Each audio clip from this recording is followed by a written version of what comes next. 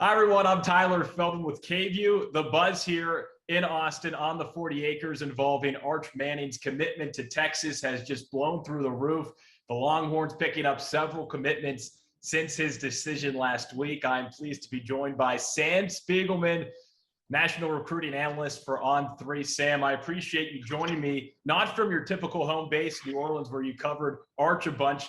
Let us know where you're at right now.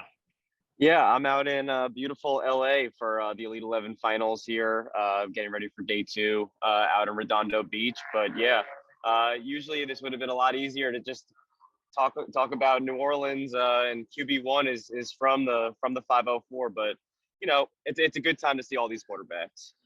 Yes, no doubt, and I'm sure you're enjoying that West Coast weather. Let's start with the fact that we're recording this around 1 o'clock Central Time. Some breaking news: Texas picking up yet another huge commitment that will help the Longhorns offensively. I think I'm losing track, but I think this makes 9 commitments now since Arch made his decision to join the Burnt Orange. Is that right? Yeah, they're approaching double digits. I'm sure they're going to surpass double digits before we hop off the Zoom call. They're red hot right now, and it's been the Arch domino effect. You know, Arch is one of the factors in his recruitment was the roster makeup, and he's been a high profile recruit for several years at this point. He's developed strong relationships, not just the kids in Louisiana, but the kids all over the country. That includes a lot of guys from the neighboring state of Texas, guys like Jonte Cook, who just committed, and some of these offensive linemen that want to block for Arch Manning, and these receivers who want to catch passes, and I think we're going to see some running backs who want to get the ball handed off to him from Arch. So it's the Arch effect, and Steve Sarkisian and Texas is rolling right now. It's never before seen, I think, with this level of commitments at this rate. No, it really has been crazy. And Sam, speaking of Steve Sarkisian, what do you know about that relationship with him and Arch Manning? It seemed like Sarkisian put all of his chips into that Arch Manning bag, and it has really paid off.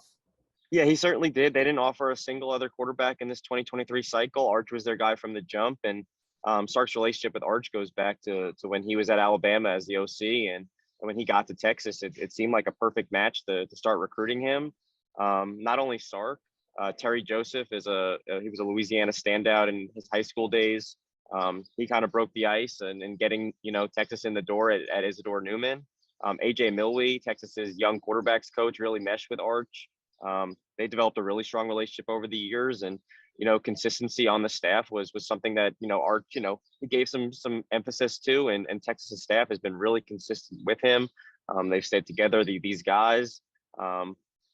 Compared to Alabama and Georgia, he found just a closer relationship with the guys like Sark, and probably the most active head coach that was recruiting him. Kirby Smart really made it interesting. But I think over the longevity, Sark really won out and stayed consistent and never put pressure on Arch, which was, I think that was really considered by the family. You mentioned relationships, Sam. When do you think things started to turn in UT's favor when it came to Arch's decision? Was there a certain point that you can pinpoint when Arch was like, you know what, I think Texas is going to be my school? Yeah, well, I think the unique thing about Arch and Arch's recruitment is that he very rarely goes on the record. Most of the intel you get surrounding this 5-star quarterback is coming from people who talk to people who talk to people who think they know. And, from what I understand from talking to people who I think are really good sources, he went into these June official visits, Georgia, Alabama, and then Texas, that he was legitimately torn. Obviously, right before his OVs, Alabama got a commitment from quarterback Eli Holstein. But leaving Alabama, Alabama felt they were in it as much as Georgia or Texas, and that was a sense from all 3 schools. I can say this, that when he left Austin after his official visit, that was the first time we started to feel that a decision was basically, he was on the clock, is what I heard. And for a kid that was torn in May when he was starting his spring football, his senior season, to then take 3 official visits and walk away, about 2 days was the timeline that he felt conviction. His dad advised him to sleep on it after a 7-on-7 at Newman on Wednesday night, and Thursday morning before the Manning Passing Academy, with national media all over wanting to know what's next for Arch.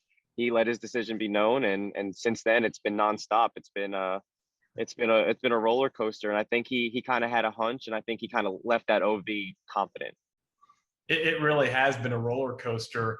How far above and beyond do you think Texas went? What all went into them recruiting Arch to help him make that decision to pick the 40 acres? Because I'm sure Georgia was throwing stuff at him.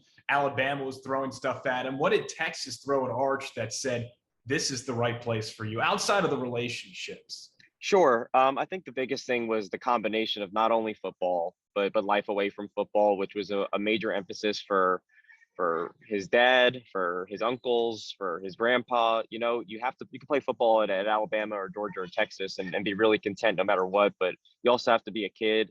And that the family was very serious about that. Life at each city, and Austin is a great city. Like I said, Arch and I are New Orleans guys, and I felt there's a lot of commonality between Austin and New Orleans that he liked. It's a booming business town. I think recruits are very aware of that in the NIL era.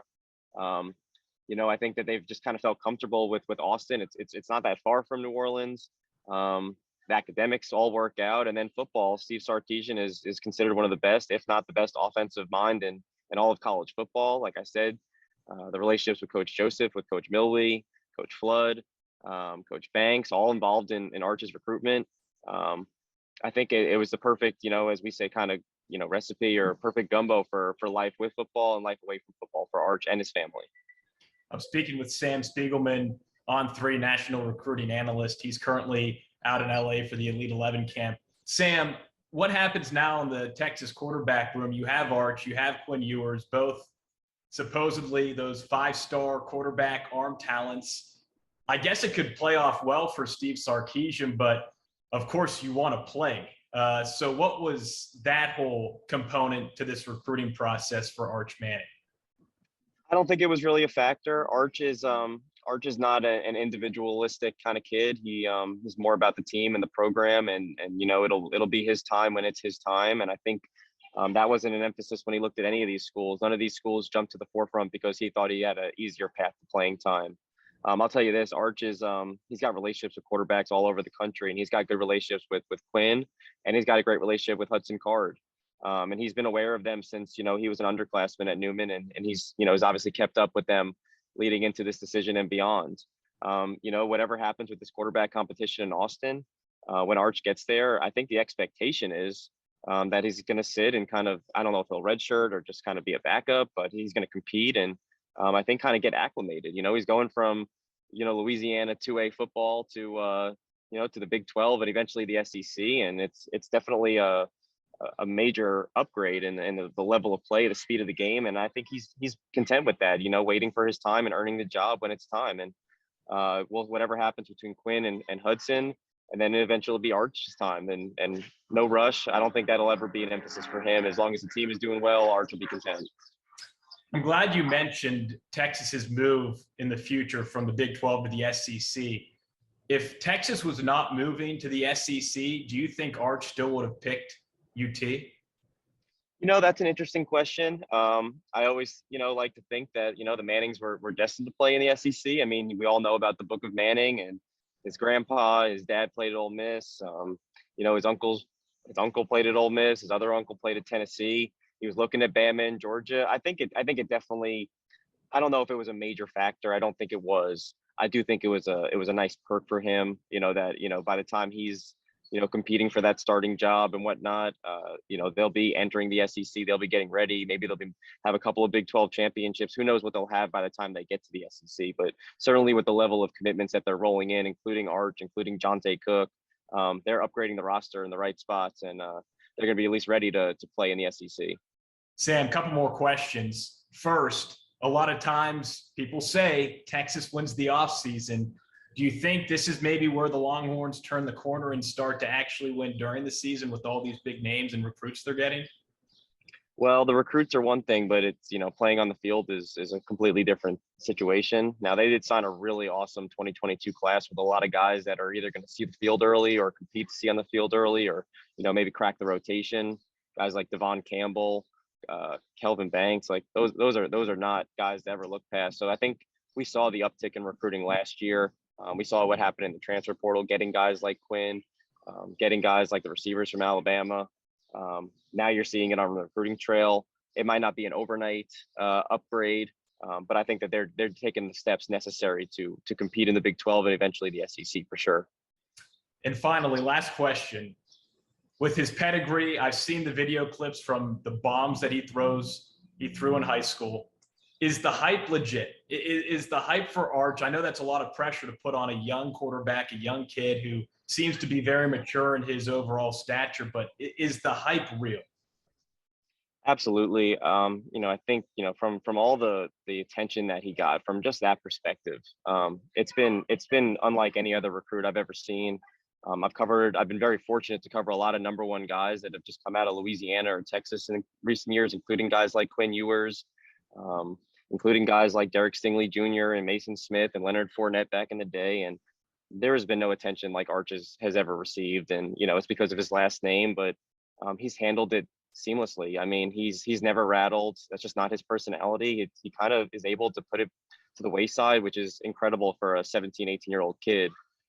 He's actually a great kid. He's super smart. He's got a great personality. He's funny, kind of kid that asks you about you, which is, a rarity in our jobs. He's a great kid. He understands everything that goes on around him. But the thing about him is he's a football junkie. Anyone who knows him knows he's kind of obsessive. He's extremely competitive. He's one of the hardest working kids that you'll never know about because you won't see him post about his workouts or anything on social media. But I can tell you, he went from winning a state basketball champion. He went from playing in the state semifinals in football to helping his basketball team to a state championship. Started back to quarterback training, and we were at his first spring football practice going into his senior year. He was as sharp as ever, and by the time we saw him at a spring game later that month, it was you saw 4 years of progress just show on the field. He's a sight to see if you've ever seen him in person.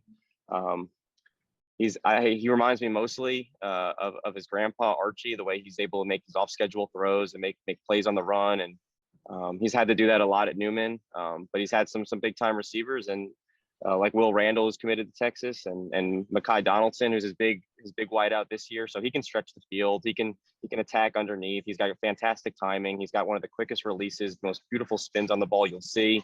The thing is, he keeps getting better, which is rare for a kid with this talent. And with all the pressure, he's kind of remained a kid first, which we saw in the way he committed and handled this whole recruitment. So I think he checks all the boxes. I think the hype is real, and but you'll never hear it from Arch. He'll never let you know that he's the number one player in the country. He's just not like that. Wow, you're getting me excited to watch Arch Manning play some football. I can only imagine how the Longhorn fans are feeling right now. Any chance Chris Beard of the Texas basketball program could maybe be looking at Arch to help them on the hardwood? I think Arch would say maybe for defense, but that'll be about it. So he's offensively minded in football, defensively minded in basketball. Love it. All right, Sam Spiegelman, thank you so much. On3 national recruiting analyst. Thank you so much for the time. Yep. Thanks for having me, man.